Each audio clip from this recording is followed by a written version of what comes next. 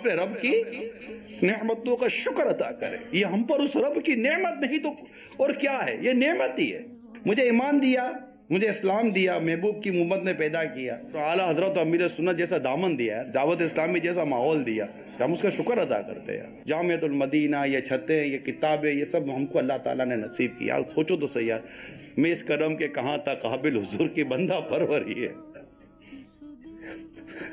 عطا کیا مجھ کو درد الفت، کہاں تھی یہ پرخطا کی قسم میں.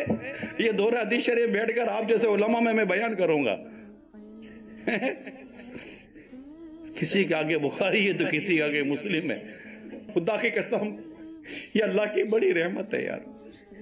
کوئی جا کر پتہ نہیں کس غیر مسلموں کو، کن کافروں کو دیکھتا ہے دنیا کی دولت کمانے کے لیے. ارے نصیب والو، تم لوگ مفتی اور علماء کو دیکھتے ہو، آپ ان کو دیکھتے ہو جن کا دیکھنا عبادت ہے. اللہ کی یہ بہت بڑی نعمت ہے. اللہ کا شکر ادا کریں. بس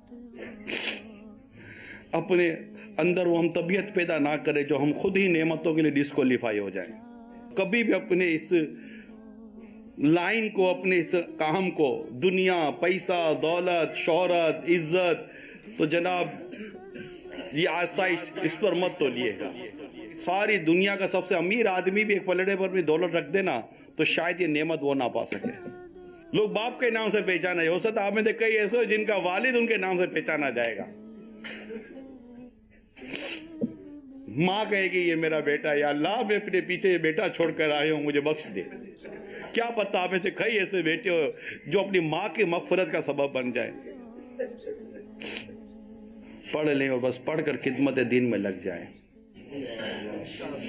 مقصد ایک ہی لے لیں، یا اللہ تیرے پیارے حبیب کی امت کی خدمت کروں گا. بس ذہن میں زبان تمہارے لیے، بدن میں ہے جان تمہارے لیے. ہم آئے یہاں تمہارے لیے، اٹھے بھی وہاں تمہارے لیے. صبا وہ چلے کہ باغ پلے، وہ پھول کھلے کہ دل ہو پلے. لوا کے تلے صدا میں کھلے، رضا کی صبا تمہارے.